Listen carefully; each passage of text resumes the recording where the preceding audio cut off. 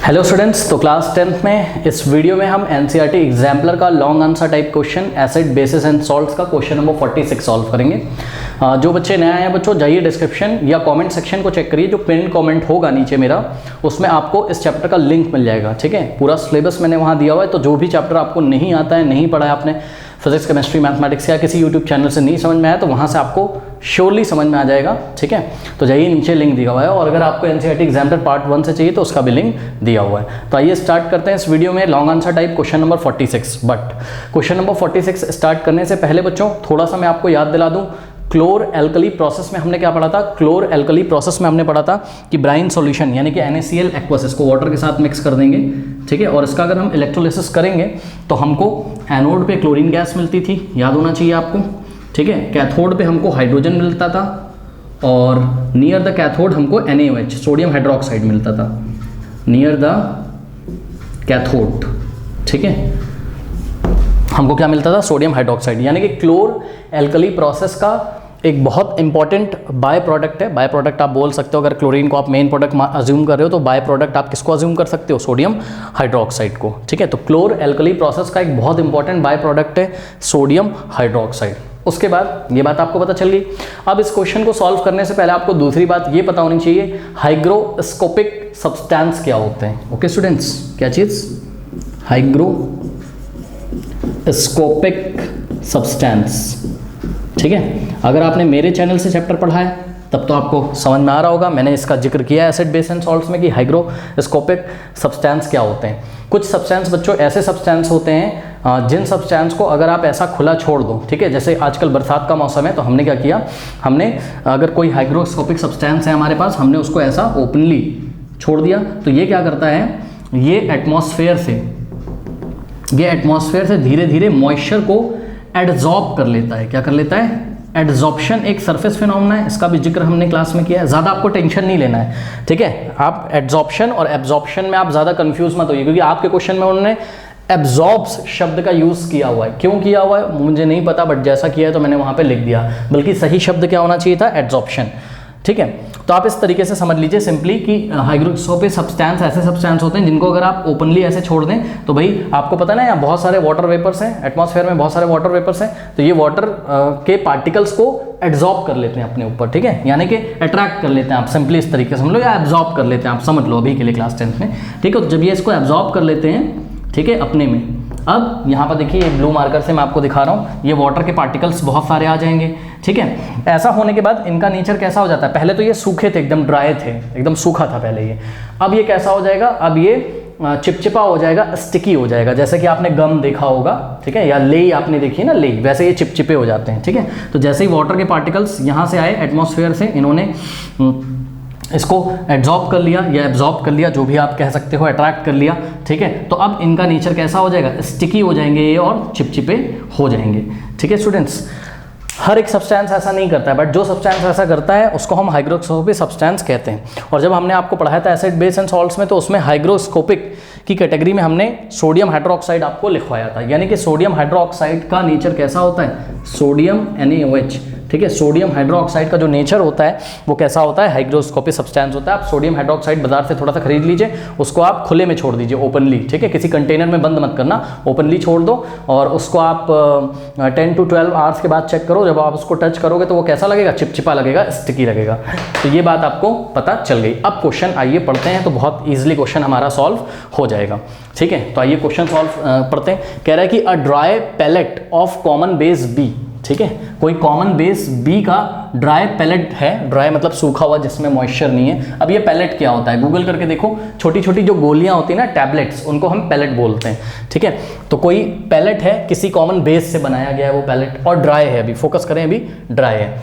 अब ये जो पैलेट है हमारा, ये जो छोटी सी गोली है, टैबलेट है, ये कौन से कॉमन बेस का, ये भी हमें नहीं पता, लेकिन इन्होंने क्या बोला कि when kept in open absorbs moisture turns sticky. लेकिन जब इस पैलेट को, इस गोली को हमने क्या किया, ये देखिए, ये आपकी टैबलेट है, और इसको जब हमने मॉइस्चर में रख दिया, ठीक है, तो इसने यहाँ से क्या किया, इसने यहाँ से वाटर के पार्टिकल्स को एड्जॉर्ब किया और ये कैसी हो गई, स्टिकी हो गई। इसका मतलब ज़रूर ये जो पैलेट जिस भी बेस की बनी हुई है, जिस भी कॉमन बेस की पैलेट बनी हुई है, उस कॉमन बेस का नेचर कैसा है, उस कॉमन बेस का नेचर कैसा है, हाइग्रोस्कोपिक। तो एक बात मुझे समझ में आ गई कि ये जो मेरा कॉमन बेस बी है, इस बी को भी मुझे पहचानना है। तो ये जो कॉमन बेस बी है, इसका नेचर कैसा है, इसका नेचर है हाइग्रोस्कोपिक। ठीक है, एक बात पकड़ में आई, और तो मेरे अभी कुछ पकड़ में आ नहीं रहा है इस क्वेश्चन में। देखते हैं, कह रहा है कि the compound is also a by product of a chlor alkali process. बहुत बढ़िया भाई, बहुत बढ़िया। देखिए यहाँ से पकड़ में आ गया। अक्सर आप ऐसे क्वेश्चन में देखते हो स्टूडेंट्स, पहली लाइन से कुछ नहीं समझ में आता है, जैसे ही दूसरी तीसरी लाइन आप पढ़ते हो आपको थोड़ा सा क्लू मिल जाता है। तो यहाँ पर मुझे थोड़ा सा हिंट मिल गया है कि द कंपाउंड इज ऑल्सो, मतलब वही कंपाउंड। कौन सा कंपाउंड? जिस कंपाउंड से पैलेट आपकी गोली बनी हुई है, जिस कंपाउंड से, तो the compound is also a by product of chlor alkali process. ठीक है, अब देखिए, अब बच्चे बोलेंगे सर क्लोर एल्कली प्रोसेस में तो हमको 3 प्रोडक्ट मिलते हैं। भैया ये आपका बाय प्रोडक्ट होता है। क्यों? क्योंकि ये ना तो आपको एनोड पे मिलता है ना कैथोड पे मिलता है। तो जो ना एनोड और ना कैथोड पे मिले, जो एनोड कैथोड पे मिलेंगे वो मेन प्रोडक्ट होंगे। उनको छोड़कर जो प्रोडक्ट आपको कैथोड के पास मिले, नियर द कैथोड मिले या नियर द एनोड मिले, उसको हम क्या बोलेंगे? उसको हम बाय प्रोडक्ट बोलेंगे। और खास बात यह है कि भाई देखिए, क्लोरीन एक गैस होती है और हाइड्रोजन भी एक गैस होती है। ठीक है, तो गैस थोड़ी ना हाइग्रोस्कोपिक नेचर की होगी। तो अब आप जाके पहचान गए हो कि क्लोर एल्कली प्रोसेस में जरूर वो किस सब्सटेंस की बात कर रहा है? सोडियम हाइड्रोक्साइड की बात कर रहा है। और हम पढ़ के भी आए हैं कि सोडियम हाइड्रोक्साइड का जो नेचर होता है वो कैसा होता है? हाइग्रोस्कोपिक सब्सटेंस वो होता है। बहुत बढ़िया। तो यहाँ से हम पहचान गए कि ये जो कंपाउंड है हमारा क्लोर एल्कली प्रोसेस में, हमको एज अ बाय प्रोडक्ट मिलता है। ठीक है, एज अ बाय प्रोडक्ट ये हमको मिलता है, मेन प्रोडक्ट नहीं है ये। बाय मेन प्रोडक्ट नहीं है तो क्या यूजफुल नहीं है? क्यों नहीं, बिल्कुल यूजफुल है, हमने सब क्लास में डिस्कस किया हुआ है। ठीक है, तो ये एज अ बाय प्रोडक्ट अब हमको मिलता है। तो बी हमको पहचान में आ गया, यानी कि जो पैलेट दिया हुआ है वो पैलेट कौन से कॉमन बेस का बना हुआ है? और ऑब्वियसली ये बेस भी है सोडियम हाइड्रोक्साइड। देखो यहाँ OH है, तो ये बेस है और बहुत कॉमन बेस है, आपको तो पता ही है, सोडियम हाइड्रोक्साइड।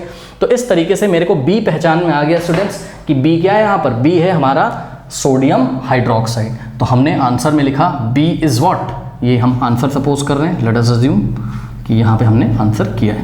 ठीक है, तो B is what? B is sodium hydroxide, और जिसका फॉर्मूला क्या होता है? NaOH। तो ये एक आंसर करने में हम कामयाब हो गए। चलो बी तो पहचान में आया।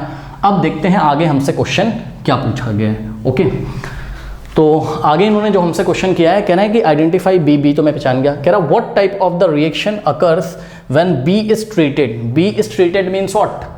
NaOH is treated. ठीक है, when B means what? NaOH, B हम पहचान गए। When NaOH is treated with acidic oxide, with acidic oxide. कह रहा है कि क्या होगा जब बी को, यानी कि NaOH को हम किसके साथ रिएक्शन कराएंगे? एसिडिक ऑक्साइड के साथ रिएक्शन कराएंगे। कह रहा है right a balance chemical equation for one such solution. Okay, तो ऐसी एक रिएक्शन लिखिए जो मतलब इस बात को दिखाती हो, जो भी क्या कि NaOH किससे रिएक्ट करे? एसिडिक ऑक्साइड से। अब देखो बच्चों, बात समझो जरा। देखो सोडियम हाइड्रोक्साइड का नेचर कैसा है बताओ? सोडियम हाइड्रोक्साइड का जो नेचर है वो बेसिक है, ये एक बेस है। और बेस को अगर आप रिएक्ट करोगे किससे? किसी एसिड से। बोला ना उसने एसिडिक ऑक्साइड, किसी एसिड से। तो बेस और एसिड क्या देंगे आपको? बेस और एसिड क्या देंगे स्टूडेंट्स? बेस और ये जो एसिड है, मतलब जो एसिडिक ऑक्साइड है, ये आपको क्या देंगे? आपने पढ़ा है न्यूट्रलाइजेशन रिएक्शन होगी और आपको क्या मिलेगा? सॉल्ट प्लस वाटर मिलेगा कि नहीं मिलेगा बताइए। ठीक है, लेकिन अब बात ये है कि NaOH तो मुझे पता है, अब एसिडिक ऑक्साइड में कौन सा लूँ? बड़ी समस्या। तो देखो एसिडिक ऑक्साइड एक बड़ा फेमस, मुझको याद है, कैसे? आपको भी याद होगा अगर आपने ठीक से चैप्टर पढ़ा है। देखिए हमने पढ़ा था मेटल के जो ऑक्साइड होते हैं वो बेसिक इन नेचर होते हैं। मेटल के जो ऑक्साइड होते हैं वो बेसिक इन नेचर होते हैं। जैसे कि मैग्नीशियम एक मेटल है, आपको पता है। तो मैग्नीशियम का अगर मैं ऑक्साइड लूँ यानी कि MgO, तो इसका नेचर तो कैसा होगा? बेसिक। ये नहीं लेना है मुझको। मेटल के ऑक्साइड बेसिक होते हैं, पर नॉन मेटल के ऑक्साइड कैसे होते हैं? एसिडिक होते हैं, पढ़ा है हमने। ठीक है, नॉन मेटल के ऑक्साइड एसिडिक इन नेचर होते हैं। तो एक नॉन मेटल सोचो, बड़ा फेमस नॉन मेटल है, ग्रुप नंबर 14 में पीरियोडिक टेबल में, कार्बन। कार्बन का ऑक्साइड कार्बन डाइऑक्साइड। ठीक है, कार्बन एक नॉन मेटल है, सबको पता है। और कार्बन का ऑक्साइड कार्बन डाइऑक्साइड, ये क्या हो गया आपका?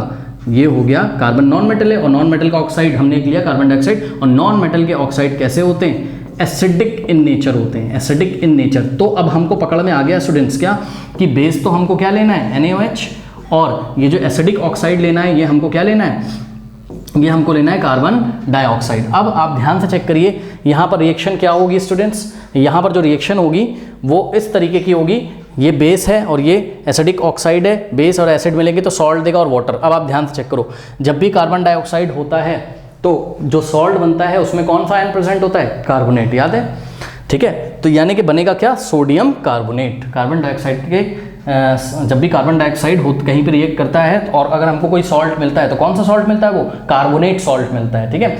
तो अब हमको कार्बोनेट सॉल्ट बनाना है यहाँ पे, तो सॉल्ट कौन सा बनाना है, कार्बोनेट सॉल्ट, मतलब sodium carbonate. What is the formula of sodium carbonate, what is the formula of sodium carbonate, sodium पे होता है +1 और कार्बोनेट CO3 पे होता है 2-, ये 1 इसके नीचे आ जाएगा और 2 सोडियम के नीचे आ जाएगा, यानी कि Na2 और CO3 whole 1।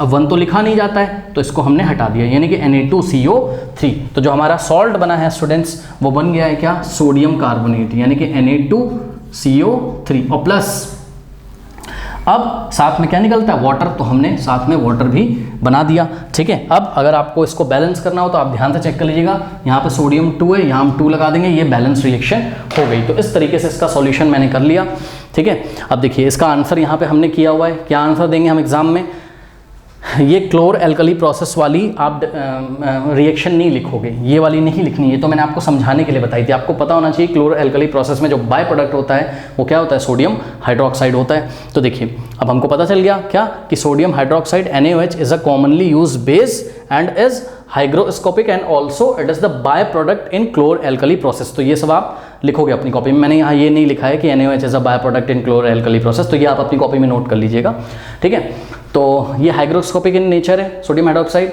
Means what, means it absorbs. देखिए एब्जॉर्ब शब्द का मैंने यूज इसलिए किया है क्योंकि क्वेश्चन में एब्जॉर्ब उसने बोला है, वैसे तो शब्द होना चाहिए था एडजॉर्ब। एडजॉर्ब एक सरफेस फिनोमेना होता है, ये आप क्लास 11th में पढ़ोगे, छोड़ो बहरहाल ये सब बातें, ठीक है। तो it absorbs moisture from the atmosphere and becomes sticky, ठीक है, ये बात हो गई। उसके बाद जो इन्होंने हमसे बात करी थी कि एसिडिक ऑक्साइड के साथ रिएक्शन करके दिखाओ, ठीक है। तो हमने क्या बोला नीचे कि the acidic oxide reacts with base to give salt and water. हमको पता है कि जो एसिडिक ऑक्साइड होंगे, कोई भी एसिडिक ऑक्साइड्स लिखा है इसीलिए हमने, कोई भी एसिडिक ऑक्साइड्स होंगे अगर वो किसके साथ रिएक्ट करेंगे, बेस के साथ, तो हमको सॉल्ट और वाटर मिलेगा। तो एक एक एसिडिक ऑक्साइड मैंने चूज किया, कौन, कार्बन डाइऑक्साइड, ठीक।